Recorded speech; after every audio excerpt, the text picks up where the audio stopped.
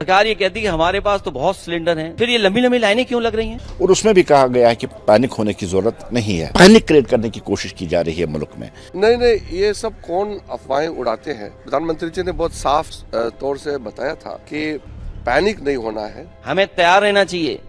इसका मतलब क्या है?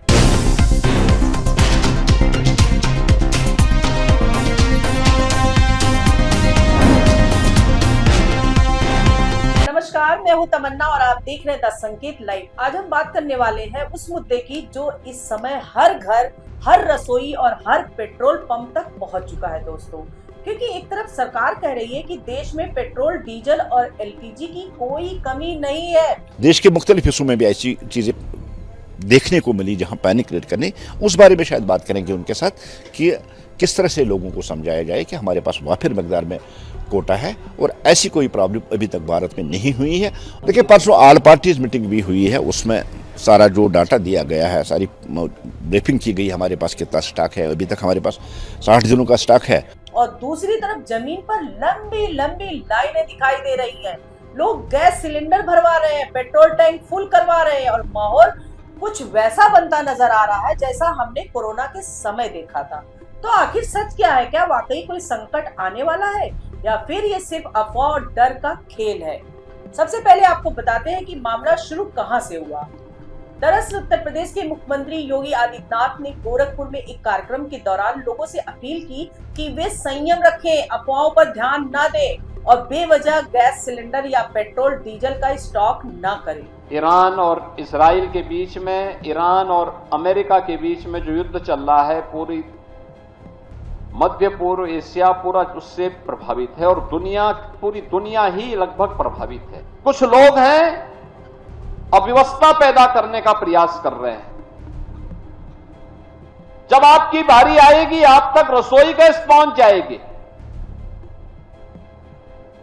जब आवश्यकता हो तभी आप डीजल लेने के लिए जाइए, पेट्रोल लेने के लिए जाइए। लाइन लगाने की आवश्यकता क्या? और अगर हम उतावलेपन में, अफवाह में आकर के इस प्रकार के किसी दुष्प्रचार और किसी अफवाह के चक्कर में पड़ते हैं तो लगता है हम लोगों की राष्ट्रभक्ति पर लोग संदेह करेंगे। इसलिए बहनों और भाइयों, ये तो हमें सतर्कता रखनी होगी। हमें अपने राष्ट्रीय नेतृत्व को इस बात के लिए धन्यवाद देना चाहिए, भारत के अंदर सब कुछ अच्छा है। उन्होंने साफ कहा कि गैस की होम डिलीवरी पहले की तरह जारी रहेगी और किसी को लाइन में लगने की जरूरत नहीं है। याद करिए, इस गल्फ वार के पहले अगर किसी के घर में 1 महीने तक रसोई गैस का सिलेंडर चल जाता था तो आज वह 5वें 6ठे दिन ही रसोई गैस का सिलेंडर लेने के लिए क्यों पहुंच रहा है? अरे जब नंबर आएगा उसके 3 दिन 5 दिन पहले वह जाएं, अपना रजिस्ट्रेशन करवा दें, उसके घर तक फिर रसोई गैस पहुंच जाएगी। हम लोगों ने प्रदेश के अंदर व्यवस्था करने के लिए कहा है हर जिला प्रशासन से कि जैसे रसोई गैस का सिलेंडर होम डिलीवरी होते था, पहले घर तक पहुंचाती थी एजेंसियां, वैसे ही पहुंचाएंगे। लाइन लगाने की आवश्यकता नहीं है। उन्होंने ये भी कहा कि अगर किसी घर में एक सिलेंडर पहले 1 महीने चलता था तो अब 5 से 6 दिन में खत्म क्यों हो रहा है? यानी उनका इशारा साफ था कि लोग डर के कारण जरूरत से ज्यादा खरीदारी कर रहे हैं और यही वजह है कि बाजार में अचानक दबाव बढ़ गया है। मुख्यमंत्री योगी आदित्यनाथ ने प्रशासन को निर्देश दिए हैं कि सप्लाई सिस्टम को मजबूत रखा जाए और हर जिले में व्यवस्था बनी रहे ताकि लोगों को किसी तरह की परेशानी न हो। जब आपत्ति आती है, कोई चुनौती आती है, चुनौती का मुकाबला करने के लिए व्यक्ति को सरकार के साथ मिलकर के कदम से कदम मिलाकर के चलने के लिए अपने आप को तैयार करना होगा। यही सच्ची राष्ट्रभक्ति होती है। जब हम सरकार के साथ किसी भी नेशनल इश्यू में मिलकर के काम करते हैं तो परिणाम हम सबके सामने आएंगे। हमारी राष्ट्रभक्ति इस बात को लेकर के होगा कि अगर देश के हित में सरकार ने कोई कदम उठाया है तो हम लोग उसके लिए अपने आप को तैयार करें। हम लोगों ने प्रदेश के अंदर व्यवस्था करने के लिए कहा है हर जिला प्रशासन से कि जैसे रसोई गैस का सिलेंडर होम डिलीवरी होते था, पहले घर तक पहुंचाती थी एजेंसियां, वैसे ही पहुंचाएंगे। लाइन लगाने की आवश्यकता नहीं है। अब यहाँ सरकार का पक्ष साफ है कि देश में ईंधन की कोई कमी नहीं है। पेट्रोलियम मंत्रालय ने भी बयान जारी कर कहा है कि भारत के पास 60 से 74 दिन का पर्याप्त ईंधन भंडार मौजूद है और घरेलू एलपीजी उत्पादन में भी 40% तक की वृद्धि हुई है।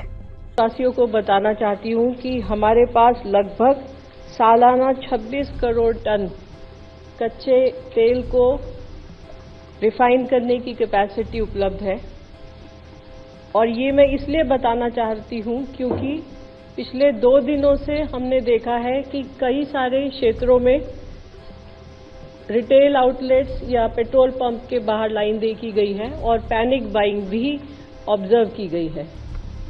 मैं देशवासियों को विश्वास दिलाना चाहती हूँ कि हमारे पास पेट्रोल और डीजल पर्याप्त मात्रा में उपलब्ध है। कहीं पर भी किसी पेट्रोल पंप पर कोई कमी नहीं है। पेट्रोल पंप को सप्लाई करने वाले टर्मिनल्स पर भी पर्याप्त मात्रा में उपलब्ध है। इसलिए अफवाहों पर विश्वास न करें और पैनिक बाइंग से बचें। मैं ये भी बताना चाहती हूँ कि पेट्रोल और डीजल के प्राइस में कोई बढ़ोतरी नहीं की गई है।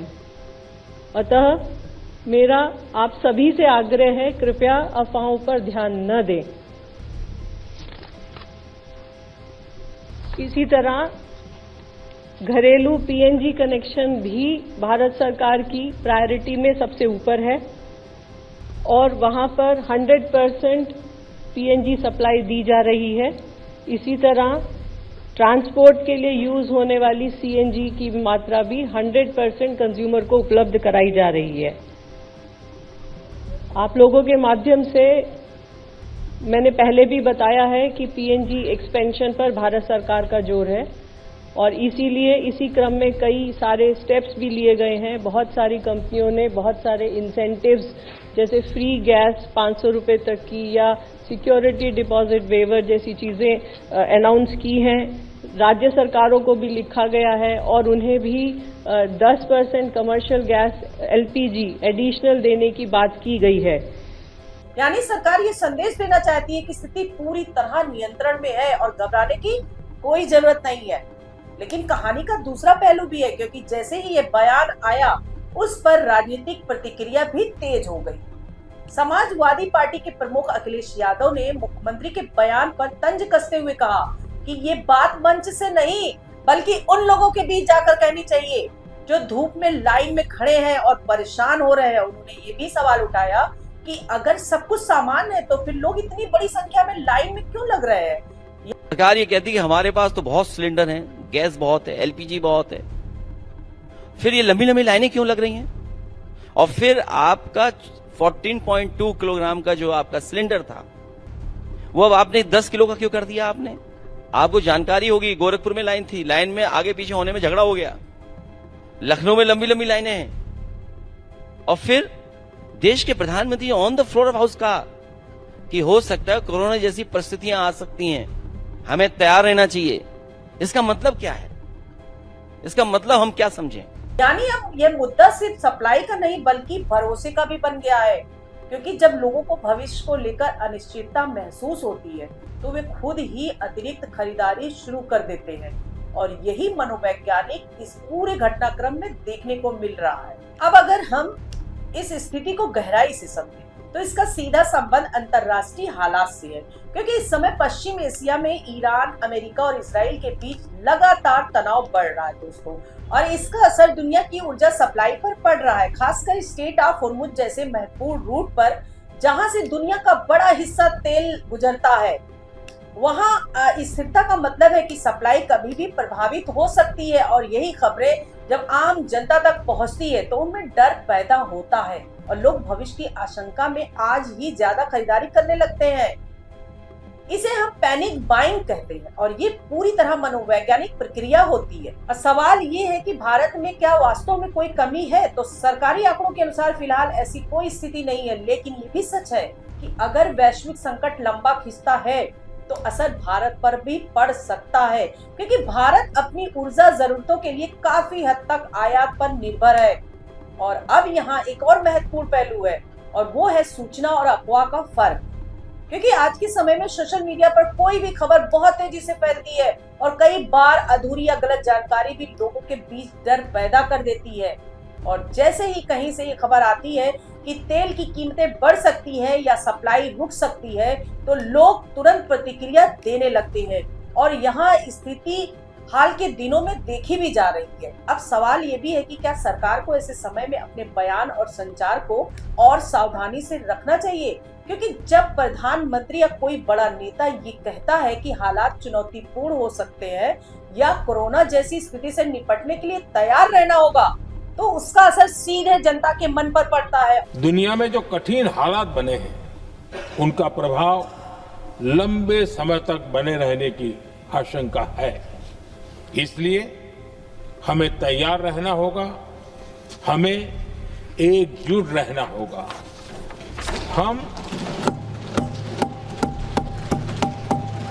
हम कोरोना के समय भी एकजुटता से ऐसी चुनौतियों का सामना कर चुके हैं।